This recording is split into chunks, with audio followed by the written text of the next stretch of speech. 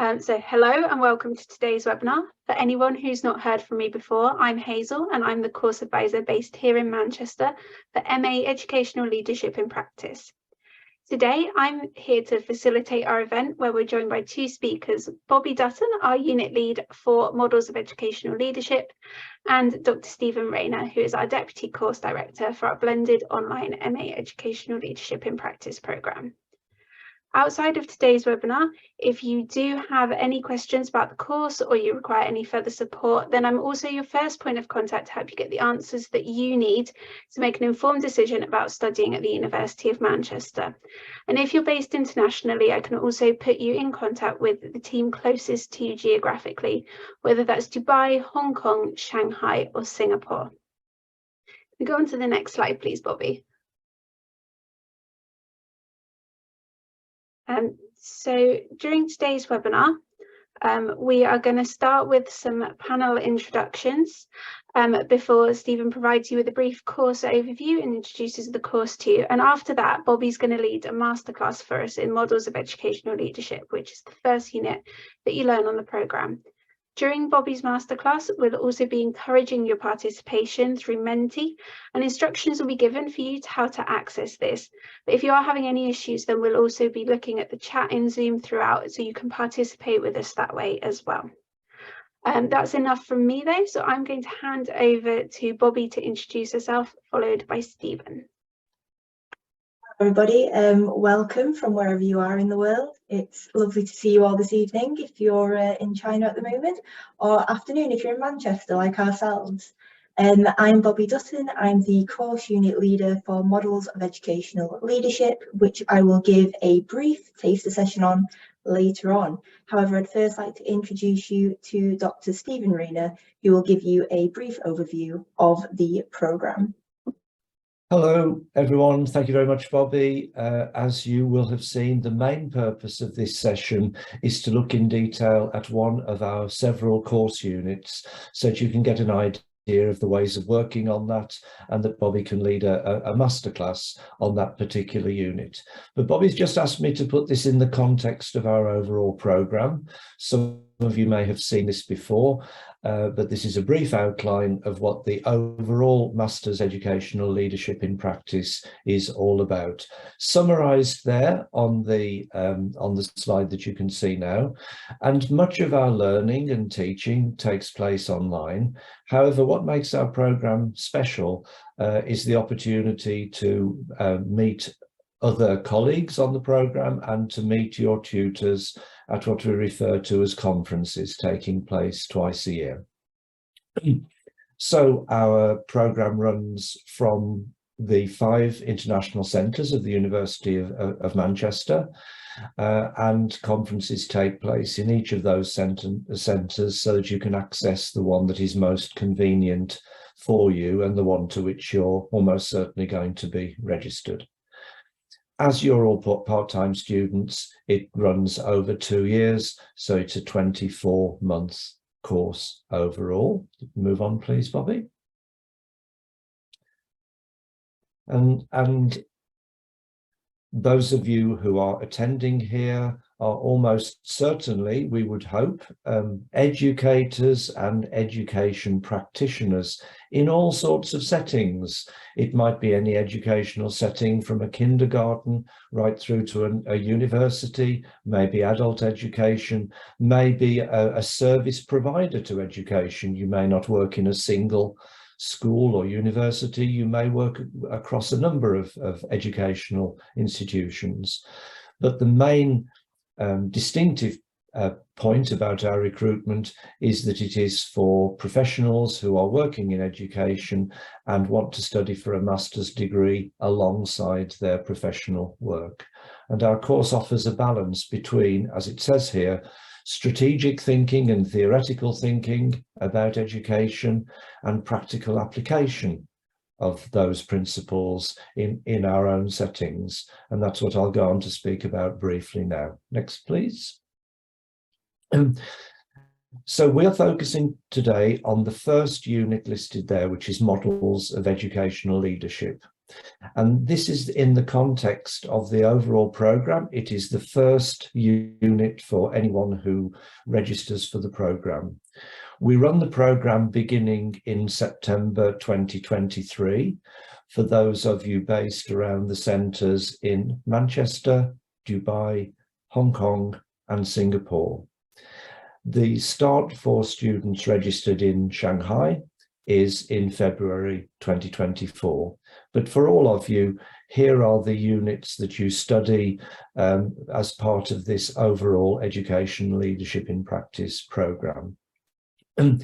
Each of those units has a different unit lead from the academic colleagues here in Manchester.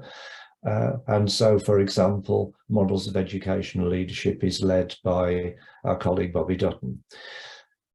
Each of the units counts as 20 credits towards your master's degree, and the first 6 units take roughly 18 months, after which there is a review of your progress. You have to have passed all of those units at either the first attempt or at the second attempt after one resit.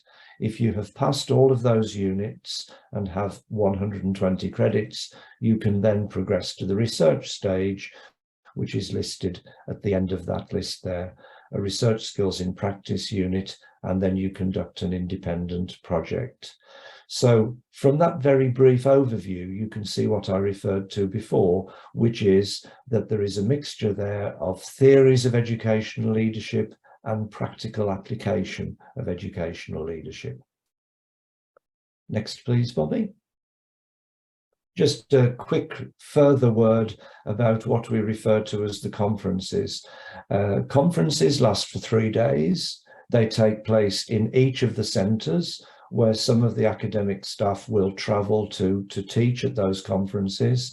And the conferences consist of a mixture of teaching sessions, practice sessions, informal conversations, guest speakers, which are all to do with supporting your learning, consolidating your learning, getting ready for the online sessions, tutorials and so on that will take place following that.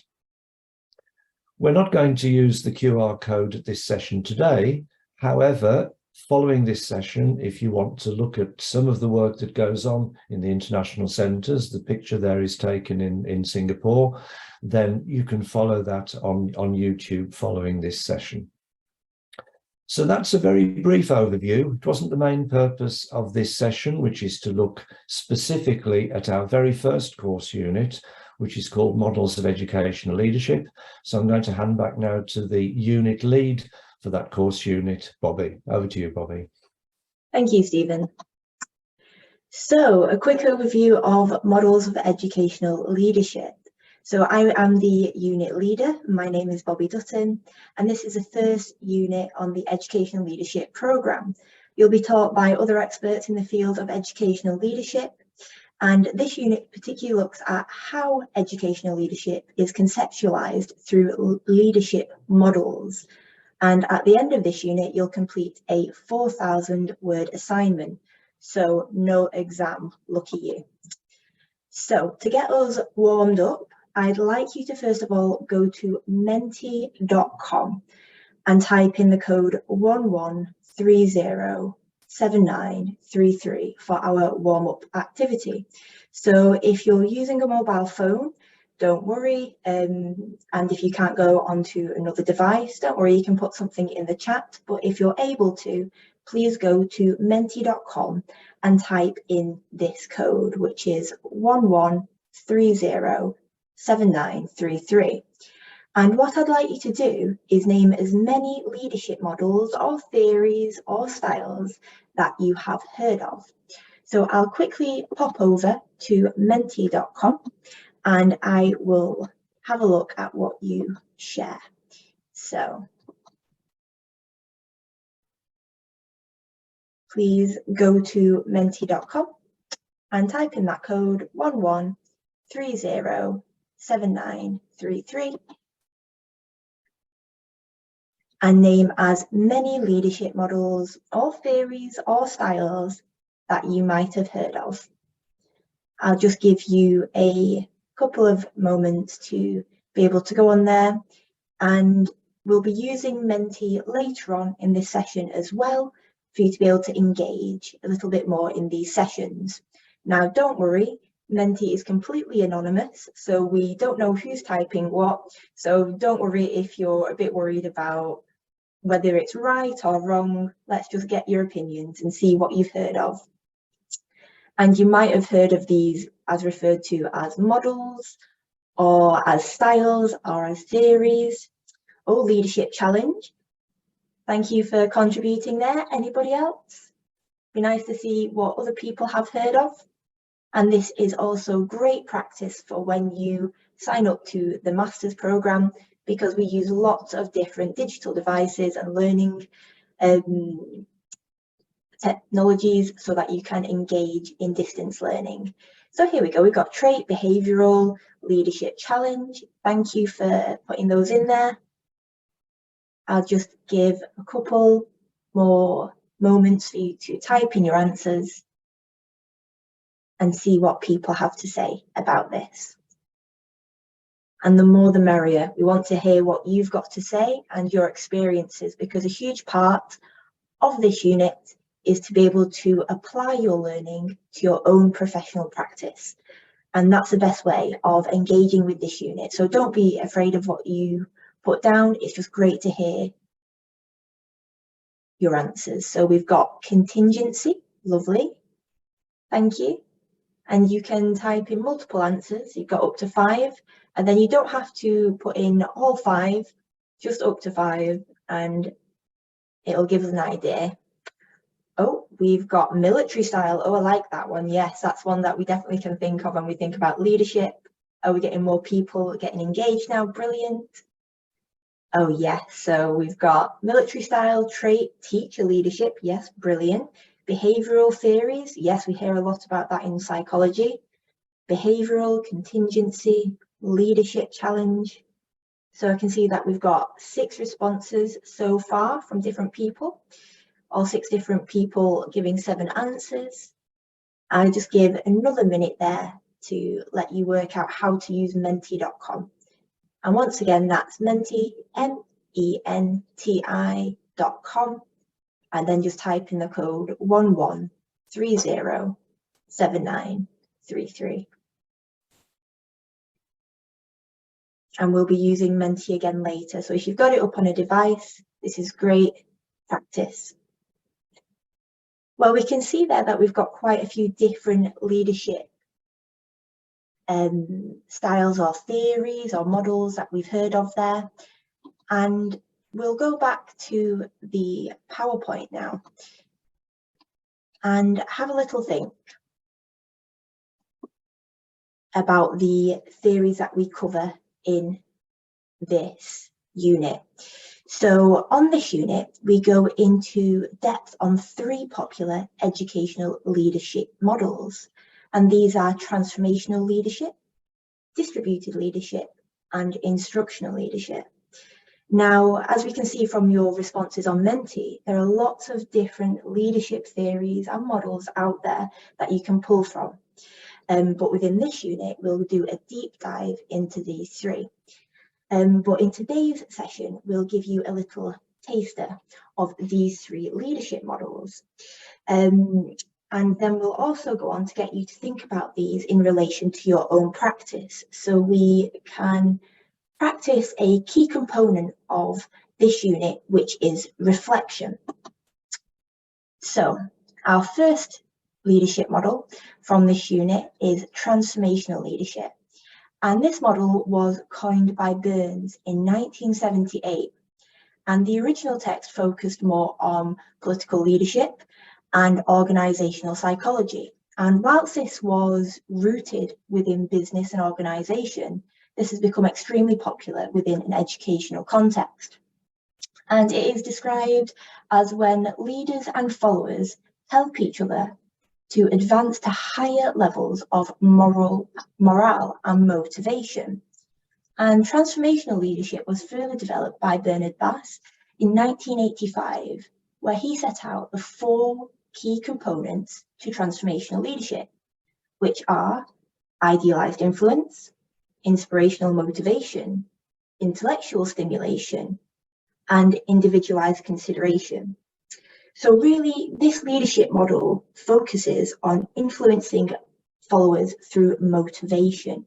So try and have a little think whilst we go through these models and consider, have you ever seen this in practice? Maybe you've used this type of leadership model within your own practice without realizing it, or have you seen others perform this around you? And the second leadership model, which we go into more depth on this unit, is distributed leadership. And as the name most likely gives it away, this is a collaborative approach to leadership. And collaborative approaches have been around for a very long time. They're not new. But distributed leadership as we know it today was introduced by Spillane, Halverson and Diamond in their 2001 seminal text.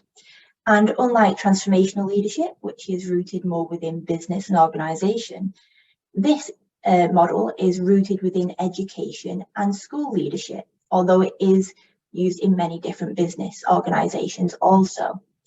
There are multiple sources of influence within this distributed leadership model, rather than traditional approaches that look at that hero leader in an organisation.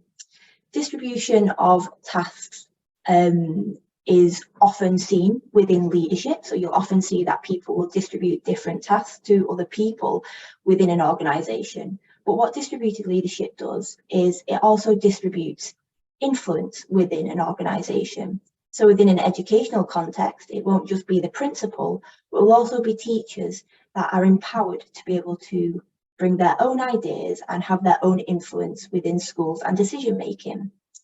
And Harris goes on to provide a definition of distributed leadership as a means of actively brokering, facilitating, and supporting the leadership of others. So once again, have a think about your own practice and your own experiences of working in schools or maybe even leading in different school environments. And think of situations and contexts where you might have seen this applied. And then finally, our final model of leadership that we go through in this unit is instructional leadership. Now, this model was born from the effective school movement in the United States in the 1980s.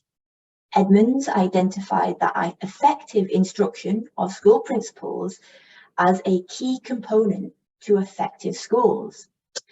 And government policies, academic scholars, and practitioners have seen instructional leadership as the centerpiece of the drive to improve schools and student learning. Hallinger and Murphy identified three main components to this model: that of defining a school mission, managing the instructional program, and promoting a positive school learning climate.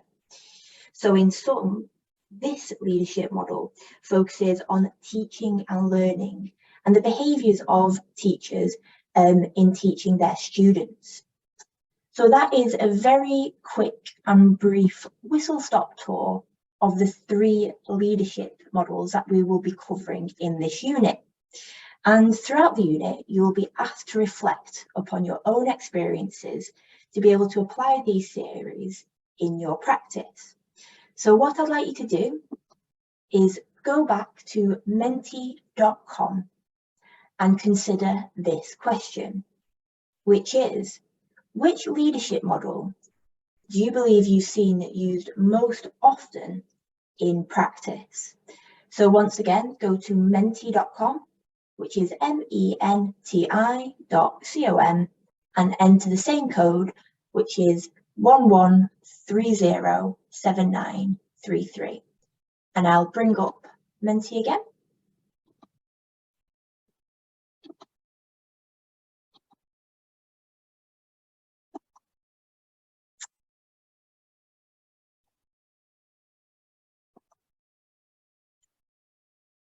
And we'll go to our next question.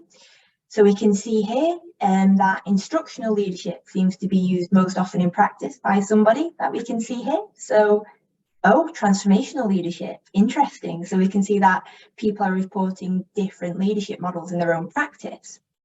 So once again, consider which leadership model you think you've seen used most often in practice. So it looks like it's a tie at the moment between transformational and instructional leadership, less of distributed leadership by the looks of things. I'll just give another moment there for people to type in their responses on Menti. And once again, that's the same code as before, which is 11307933. Thank you to everybody that's participating as well and able to do this. Oh, we've seen that instructional leadership seems to be taking the lead. Interesting. And you might find that you've seen different aspects of these models used throughout your time, but it's just about which one have you seen maybe used most often in practice.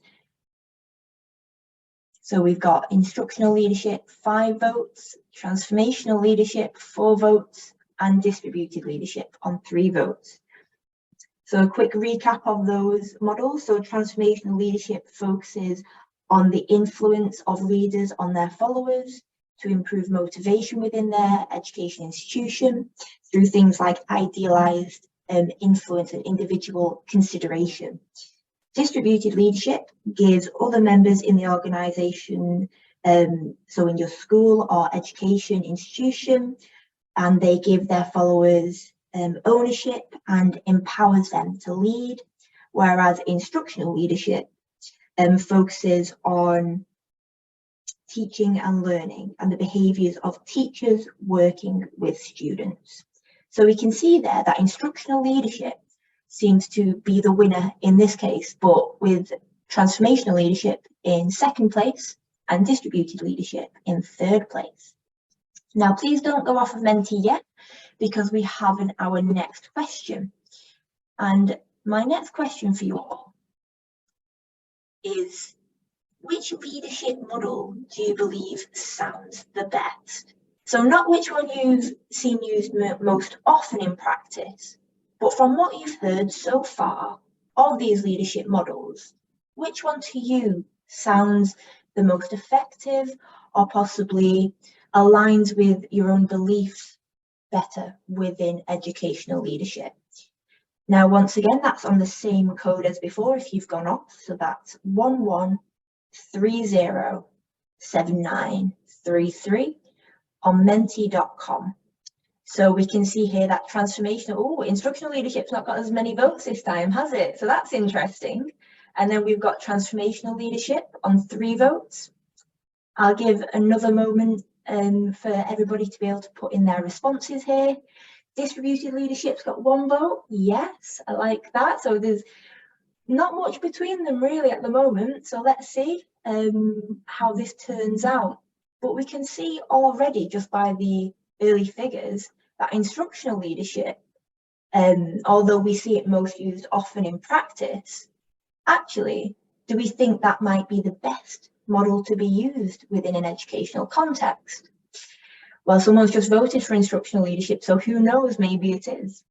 So this is interesting. So we can see here that the books are not being balanced with what we see in practice and what we might think would be better in practice. So we've had 6 responses. We had 7 on the previous slide. So I'll just give another second or 2 for another response. And please don't leave Menti because there will be 1 more question.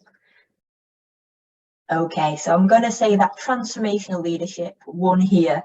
So we've seen that we see instructional leadership used more often in the reported practice here, but transformational leadership seems to sound like the best for the majority of people participating in this. So our final question for you on Menti today is, well, what might impact an educational leader's choice of using a particular leadership model? So what might impact you and your decision on making, on choosing what model of leadership you choose, or how you may act as a leader? And this is very complex, so I'll give you a couple of moments to consider this. So why might leaders lead in different ways? What might impact on their ability to lead and their choice of leadership model? And I will just have a look at the chat whilst, oh, I can thank you, Hazel, for putting these details in the chat. I appreciate that. And I've given you some spaces there to write, but I will, you don't have to fill in all the spaces, just you can submit as many answers as you like. So we're starting to get through some responses here, and some great ones at that. So we've got school policy, qualifications, communication skills, experiences, staff competence, situation, yes. And so how can we think about how these things would impact educational leaders' choices of using a particular leadership model? So when we think about situation, I'll call that context in this situation. So if you're working in a different country, for example, you might be limited by or encouraged by the your national context to work in a particular way. So we can see that there's different cultural influences on our choices as leaders. So if you were teaching in a school in South Africa, or if you were teaching in a school in Iceland, you would most likely have a different context and cultural background, which might impact your choice on leadership style. As a leader as well, you might go into a school and think, I know how I want to lead this school. I'm going to be really authoritative, and I'm going to use instructional leadership and tell teachers exactly how to lead their schools, or how to teach in their classroom. However, if we have a school policy and you have people within, you know, the school that may be on the board, or if you're working in different types of schools and you've got other people that you have to answer to, there might be a school policy that restricts your ability to do that. There may be situations that confine you as a leader. We also have staff attitudes. So if you want to, for example, implement distributed leadership within your school, but you find that actually the staff in your school don't want to make the decisions, they want to be told what to do, and they think you're a weak leader by asking them to do that, it's much more difficult to implement that. So we can see lots of different situations that might impact an educational leader's choice of using a particular leadership model within their context. So thank you everybody so much for participating in that Mentimeter. I'll go back to our PowerPoint now, and I'll just skip the next couple of slides because they're just the questions that we've answered on Mentimeter. And so as we can see, there are lots of different things that impact our ability to be able to act as a leader in the way that we want to act. However, the purpose of this unit is not to teach you the models so that you can replicate them and use them within your own practice. No, not at all. The purpose of this unit is to introduce you to the thinking behind these models so that you can reflect upon educational leadership in practice. You can then take what you need from this unit and from these models and be able to apply to your specific context. And along the way, we hope that you can develop a deep critical awareness in educational leadership practices that you can take forward into your own educational leadership styles and practices. And also, if you're working within a situation where you might even be a follower, for you to be able to think differently about how you act in your school context. So now I would like to thank you all for taking part in that quick demonstration of Mentimeter, and also for participating in learning about these models today. What I'd like to do now is open up the room for any questions. So please make use of the chat and feel free to ask any questions about the unit or about the content. It's great to hear from you.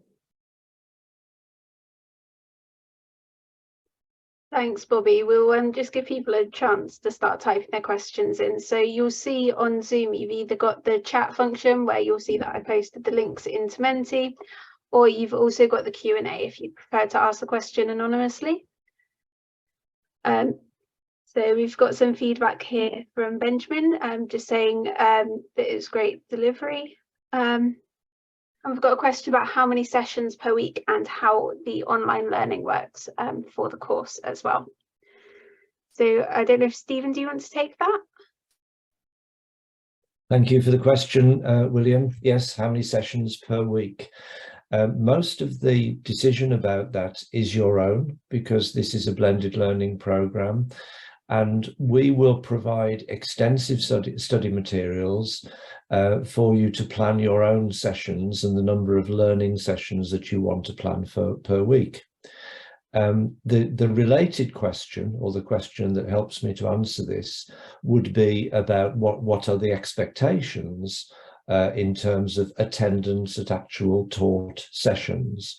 So I've referred earlier to the conferences, and we would, let me say, strongly encourage you to attend the conferences, which not only support your learning, but are an opportunity to work with each other and with the tutors on the course. So that is like saying that's 3 whole days, okay? So that's not so much sessions per week, but that's quite a commitment of time for which you would need to be able to secure space from your busy professional world. During each 10-week course, each course lasts for 10 weeks, there will be tutorials, and we arrange the tutorials as far as we can do so at a time that is convenient for our participants. So most of you are working during the normal working day. So tutorials are usually arranged in the evenings at the end of the working day. And then, of course, there's the busier time leading up towards assignment. So I hope I've answered William's question over there about the timing of the sessions. The conferences, Sunday, thank you. The conferences take place towards the end of each pair of course units. So the conferences take place in September, end of September, and early in March. And the timing of those is because you are about to start 2 new course units, one after another. And so that is an opportunity to be introduced to the course units and to have, to some extent, some of the sort of activities that you've experienced with Bobbie today on models of educational leadership. It's to introduce some of the concepts that are involved. We're sometimes asked whether attendance at the conferences is compulsory. And we don't use the term compulsory. You don't fail the course if you don't attend the conferences. It's certainly highly recommended. You can access the materials after the conferences, just as, to be honest, if you were a full-time student in the university and you missed a lecture, then we put the information available to you and you can follow it afterwards. It's not quite the same, but you can catch up. We arrange conferences at weekends, if at all possible. So usually our conferences are on Friday, Saturday and Sunday. In the Middle East, they are on Saturday, Sunday and Monday. So you need, the good thing about this is that it can be, it's more likely that you can access the conferences because they are not during the usual 5-day working week. Obviously, that doesn't mean giving up the weekends to attend, but we arrange them, if at all possible, at the weekend. Usually one of the overseas conferences has to be midweek, in which case we run it from afternoon into the evening to try to improve access. Back to you, Hazel. Thank you. I was just looking to see if we've got any further questions coming through. So it doesn't look like it at the moment. What we can do afterwards as well is when we follow up after today's webinar. We'll share a link to everyone who's registered their interest as well. And you will, if you want more information about those conferences, because I know it's always a topic that people want more information about to try and picture how it works. Back on one of the earlier slides, there is a link there available for you, and the QR code will take you to a webinar where the students do actually discuss their experience as well. So I strongly recommend that you check that video too. So I can see we've got another question come in asking about missing conferences and tutorial and whether that will be recorded. Yes, we record lectures. We're not able to record discussion groups and seminars because of the need to respect the confidentiality of individual students. So as I mentioned before, it's not quite the same, but certainly the formal input at conferences, as with today's webinar, actually, the content is recorded and the slides, if any, are made available to you afterwards. In terms of conference timings, depending on what stage you have reached in terms of applications, I know that some of you are about to start in September 2023, others are still trying to decide whether to or not, but we do have dates for our September 2023 conferences. There will be a conference taking place in Manchester. There will be one taking place in Dubai, there will be one taking place in Singapore, and there will be one taking place in Shanghai. For those of you joining us from Singapore or Hong Kong, that is a combined group with those two centres, and they will alternate in hosting the conferences. So Singapore will host in September and Hong Kong in March. Thank you, Sherman, for the additional information there. One of the things to mention there, you've used the phrase third world country there. One thing that I would want you to know is that although we've mentioned the 5 centres, those major cities around the world, one of the things that we're most proud of with the Educational Leadership in Practice programme is that we are recruiting students based in more than 20 different countries, including parts of South America, including parts of Africa, including parts of Asia, other than the countries in which our centres are based. So that's something we're really proud of and anxious to support you with. Each conference lasts 3 days. Yeah, and I guess the other thing maybe to highlight as well, just with the access to the learning materials, is that, you know, those lectures that you're going to be accessing, they can be accessed at any time of day as well. So if there is a time where perhaps your internet's down and it's not working, it's not like you have to access video lectures at 10 a.m. on a Tuesday or something like that. It's you go in at the time that's convenient to you and work through it as well. So that's just something to bear in mind and to consider when you're thinking about the course as well. And this was what was so helpful about William's original question about the number of sessions per week, or the amount of time per week. This is for you to set aside time that is convenient to you. So some of you might think, well, I'm going to set aside some time on 2 or 3 evenings of the week. Some of you might say, that's ridiculous. I never have time during the week. I'm too busy. I will set aside a Saturday morning or something like that. There will always be work for you to do. But what you won't have is week after week, the tutor saying to you, you must be in a certain place at a certain time for a taught session. That's not how the programme works. It's not how part-time study works. It has to adapt to your availability. Yeah, and I can see Sunday your question about if you want to speak to someone. What I will do is if you send an email to studyonline@manchester.ac.uk, and then we can arrange a time for a conversation if you'd like to discuss anything in more detail.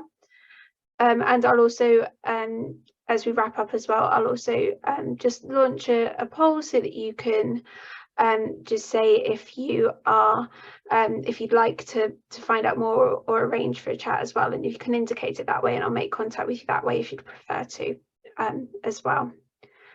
I can see we've got a question from Linda asking about how long it's likely to be before you find out if you've got an offer for the course.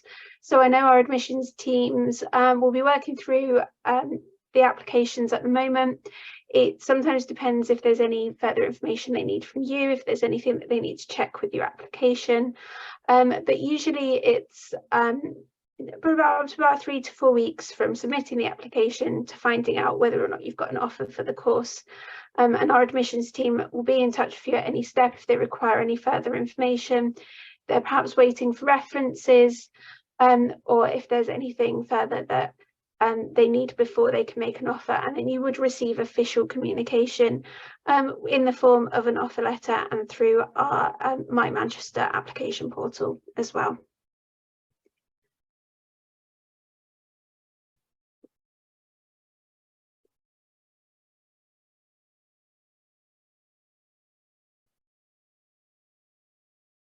Okay, so it looks like we're coming to the end of the questions now. So what I've done is I've just launched that that poll for you, so that if you would like to find out more about the course, if you'd like to arrange a one-to-one call with me to discuss anything that you're concerned about, you can indicate it on there and I'll be in contact. The other option as well is you can also email studyonline@manchester.ac.uk, and I'll be able to help with that as well. Okay, so I can see I've got I can see we've just had another question submitted as well, which relates to getting a CAST study and also to work in the UK.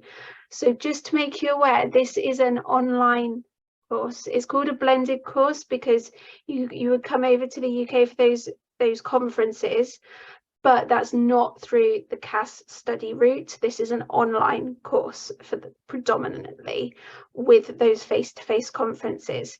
So that study route isn't an option for this course. There are a number of on-campus courses that are available, and if you want to look at that route of study, then if you go to the manchester.ac.uk website, then you will be able to you'll be able to see a full list of the postgraduate taught programs that are available, their entry requirements, and there's also the contact details of the teams that look after those courses, because we're focused specifically on the online and blended course from within this team of people.